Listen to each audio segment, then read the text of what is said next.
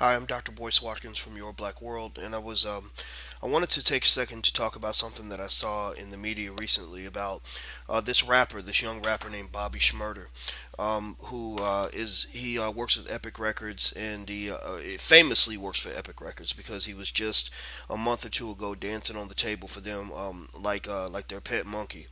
And I wrote an article about it. And I wrote about the fact that it concerned me to see this image of this black man dancing on the table for a bunch of people, mostly white folks, who are basically convincing him to promote black male genocide in exchange for a couple of dollars. And I mentioned that if he were my son, I would tell him, son, make your money, show your talent, but do it in a way that maintains your dignity as a human being and as a black man.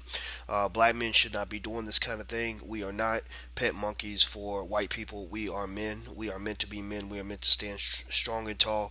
The day that you have people that convince you to hide your ignorance, or excuse me, to glorify ignorance and to hide your intelligence, you pretty much have surrendered to a kind of prostitution that really makes you so dirty that you can't even look at yourself in the mirror anymore.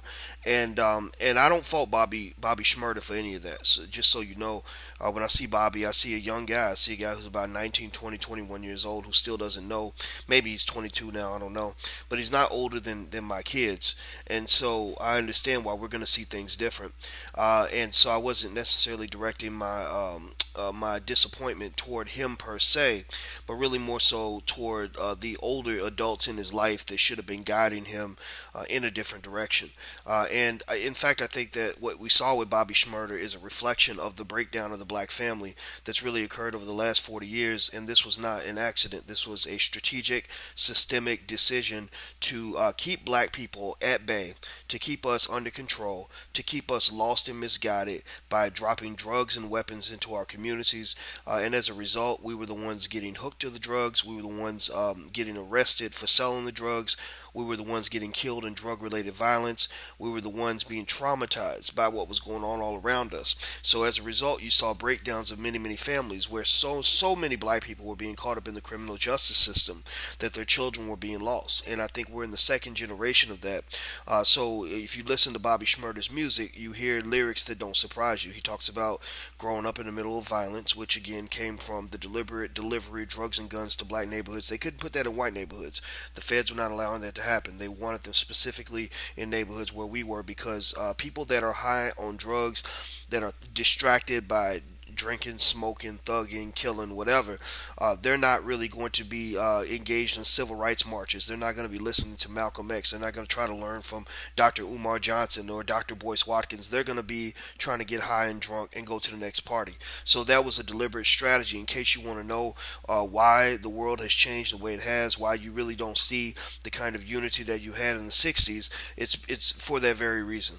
It was a deliberate effort because black unity and black intelligence, black self-esteem, black progression is a threat to national security, and that's why. And this gets back to Bobby Shmurda. That's why you have record labels like Epic that are out there that will gladly promote a Bobby Shmurda, who is an interesting guy because the music that he promotes is a form of very racist music. It's racist, and I don't care if you put a black face on it. You don't look at the puppet. You look at the puppet master. Bobby Shmurda's not the puppet master. If they told him to rap about, chicken and green beans, he would rap about that. All he cared about was getting his money.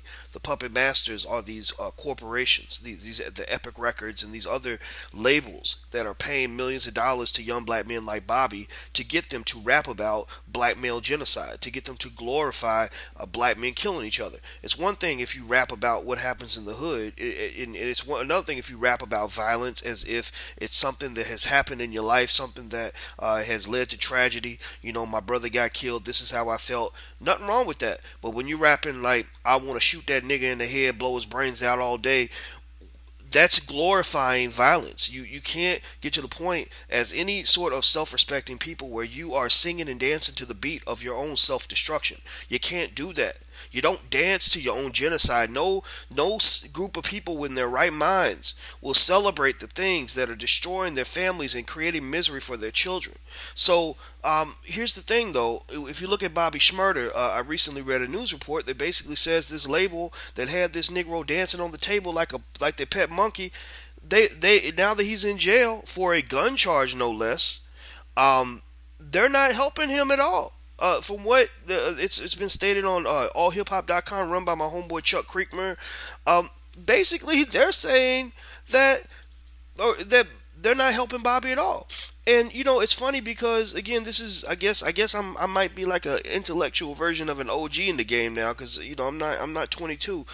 Um, it reminds me of that E40 song that he had that I really liked. You should go listen to it. It's called the official title is "To Whom It May Concern," and basically the chorus is they'll find a new nigga next year.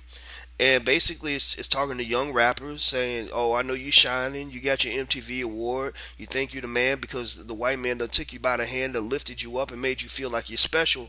But guess what? They're gonna find a new nigga next year."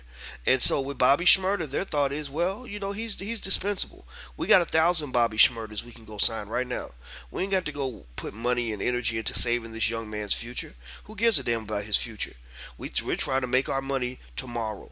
And here's the thing, I fault Epic Records tremendously, for their role in pushing this young guy into deeper into the lifestyle that was going to lead to his self destruction. You see, okay, yeah, Bobby was rapping about guns, and that's his thing. He's always doing this in the video, so he's always rapping about shooting and all that, rapping about the hood, rapping about thugging, rapping about doing whatever. Okay, he's a young guy. That's what NWA and Ice Cube and all of them did back in the day as well. It's nothing new. But see, there's that point where they come along and say, "Oh, boy, you have so much talent. You are so good. We want to sign you." And so what you do then is you put a couple $100,000 in his pocket, maybe 50,000, because it wasn't really paying the boy. They was ripping him off every step of the way, which is really why you don't want a record deal. These record labels will rape you and rip you off so bad that you just wish you never met them. But they came along, put a little money in his pocket, gave him maybe $500,000, a couple $1,000,000 worth of promotion. And then suddenly you go from being the rapper who's known in your neighborhood to being a rapper that's known worldwide. Suddenly you go from being a guy who's maybe rapping about this quote unquote fantasy of thugging out and packing weapons and shooting people to a guy who really has to pack weapons because now every killer, thug, gangster, whatever is looking at you as a target now. Now you can't really roll through New York City because you got all the visibility but no real security because they weren't really paying to protect Bobby like that. They were paying to get him on stage and to get him from show to show, but they weren't really paying to preserve his livelihood. So he's running around New York City with every thug and gangster and hoodlum like looking at him like he's the man now. And here's the thing. One of my friends from a very long time ago said this to me after Tupac got shot, and I never forgot this, and I agree with 100%. She talked about Tupac's death, and she said, if you rap about roses every day, then eventually somebody's gonna bring you some flowers. And basically, it's like if whatever I'm putting out into the world, that's what people are connecting me with. That's what I become a part of. That's the culture that I attract. If I suddenly started doing YouTube videos about conservative politics and talking about Ronald Reagan and stuff like that, I'm going to attract a bunch of conservatives that want to talk to me and debate with me or whatever. Because I talk about African American issues, I have a couple 100,000 people that sign up to my mailing list that want to debate with me about these issues. So if I was a young kid rapping about guns and pop, pop, pop, I'm a shooter nigga and all this other stuff, well, guess what I'm going to attract? I'm going to attract a whole bunch of people where this is not a fantasy for them. This is real life.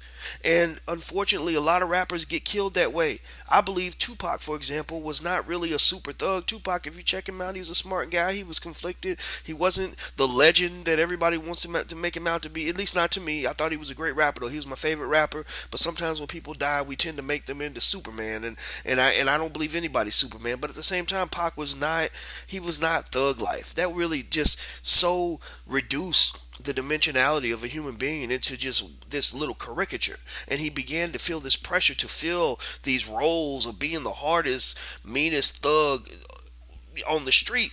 And I remember, and this is the last thing I'll say, and then I'll be done. I remember when I was on, quite frankly, with Stephen A. Smith, this old show they used to have on ESPN. I was on there with Method Man, the rapper, and Method Man, he made a very good point that I also never forgot, which was he said, I think me and Stephen A. both said the same thing. It's funny that I agreed with Stephen A. because you've seen so many times where I don't agree with him on everything, but I don't dislike him. We just don't agree. You have relatives you don't agree with, and we both said, well, it seems like Pac wanted to go out like that because you live by the sword, you die by the sword. That's He rapped about his own death all the time. He rapped about wanting to shoot it out all the time. So why would he be surprised that he went out that way? And Method Man said he got very offended, even though Method Man's a very nice guy behind stage, very intelligent. I was very impressed with his intelligence. Um, he said, Pac didn't want to go out like that. He said, the thing is that when you are at the top, everybody's always coming at you. Everybody's always coming at you. And so when everybody's coming at you, you got to defend yourself. But if these people coming at you got guns, you need a gun too. You've been rapping about guns. You're Bobby Schmurder. You're getting paid a lot of money to rap about pop, pop, pop, all this other stuff. So you're going to carry a gun to protect yourself. Next thing you know, guess what? In New York, when you get busted on a gun charge, they are locking a Negro up and they are throwing away the key. So effectively, to some extent, Epic Records, with this racist music, anything that promotes black genocide by a corporation is racist. Let's be clear about this. This racist music has destroyed Bobby Schmurder's life. Now he's locked up. Now they're throwing away the key. They're not coming to save him. And Epic Records is gonna go find a new nigga next year. And that's how this industry works. Black men, alert yourselves. Be intelligent. Be smarter than this. You're better than this. Don't sign off on the coonery, and don't let these people define you. And that's all I gotta say. I'm Dr. Boyce Watkins from Your Black World. Please take care. God bless. I'm gone. Peace.